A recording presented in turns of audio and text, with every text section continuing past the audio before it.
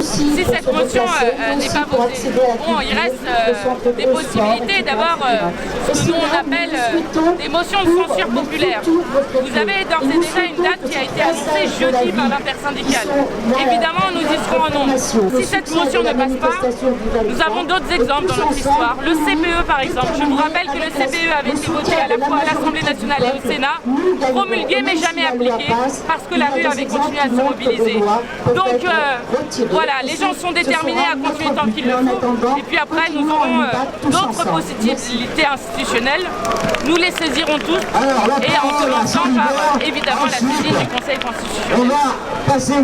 Quand toutes les voies classiques d'une démocratie, avec des manifestations historiques, comme on n'en a pas vu depuis 50 ans dans ce pays, les grèves, bref, toutes les voies d'expression et évidemment le Parlement sont piétinés de la manière dont ils sont piétinés, le message qui est envoyé aux Français est désastreux. Et je vous le dis, c'est extrêmement grave ce qu'est en train de faire Emmanuel Macron.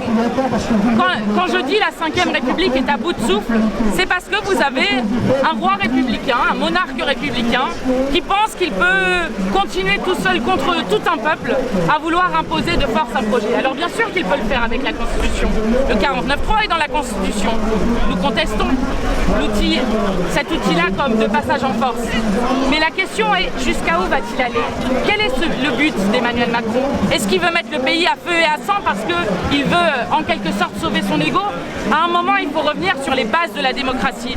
Et donc les bases de la démocratie, c'est soit il retire son projet de loi, soit il revient vers le peuple, parce que le peuple, pour nous, reste toujours la solution, c'est-à-dire un référendum ou une dissolution. Est-ce que vous voyez à l'insurrection citoyenne? C'est ce que dit Jean-Luc Mélenchon. Bah écoutez, regardez ce qui se passe dans les rues ces derniers temps, c'est absolument extraordinaire. Par tous les moyens, que ce soit du compte Instagram de la Première ministre jusque dans les rues des gens qui manifestent de manière spontanée. Enfin oui, il est en train de se passer quelque chose dans le pays qui est pour nous une magnifique réaction populaire au 49.3 et qui montre que le 49.3 a été un détonateur dans le mouvement social historique que nous sommes en train de vivre et que non, les gens ne vont pas lâcher. La date qui a été posée jeudi montre bien que quelle que soit l'issue de cette motion, le mouvement va continuer et il continuera jusqu'au retrait. Ça peut aller jusqu'où ce qui se passe dans la rue, Marie-Thérèse? Comment ça peut aller jusqu'où? Alors moi je vais vous dire, parce que j'entends des choses sur les violences.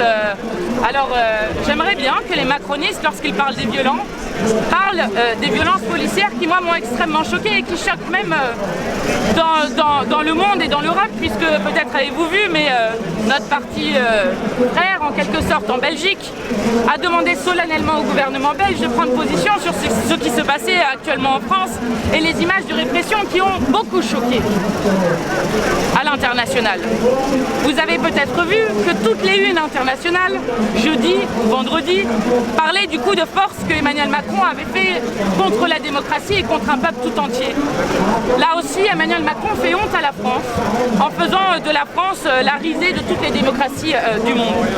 Donc ça c'est une violence. J'aimerais qu'on en parle. J'aimerais qu'on parle de la vraie violence de ce gouvernement qui veut imposer 2 ans ferme à tout le monde. Ça aussi c'est une violence.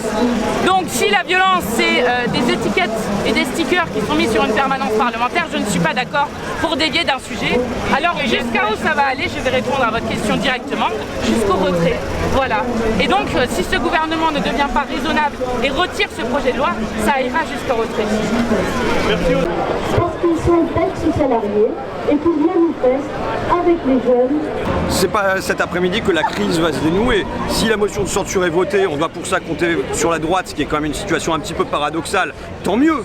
Mais c'est pas pour ça que les millions de personnes qui sont dans la rue, pour que les 2/3 des Français qui pensent que ça va pas cette réforme, que les 4 salariés sur 5 qui pensent que ça va pas cette réforme, parce que pour eux c'est très concret. C'est très concret quand on est agent d'entretien, quand on est auxiliaire de vie, quand on est cariste, quand on est camionneur, se dire 2 ans de plus alors qu'on a déjà mal aux épaules ou alors qu'on a le cerveau qui est en lambeaux, se dire 2 ans de plus c'est pas possible. Moi je veux dire l'injustice de cette réforme et dire aussi au-delà de ça ce que ça fait comme mal à la France. Là dans ce moment-ci, avec un hôpital qui est en lambeaux, avec une école de la République où on recrute des profs en job dating, avec des réacteurs nucléaires qu'on a du mal à réparer.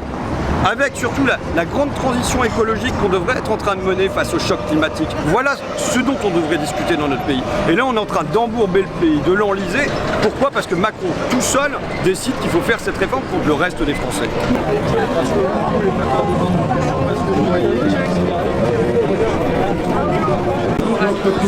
Bon allez, assemblée.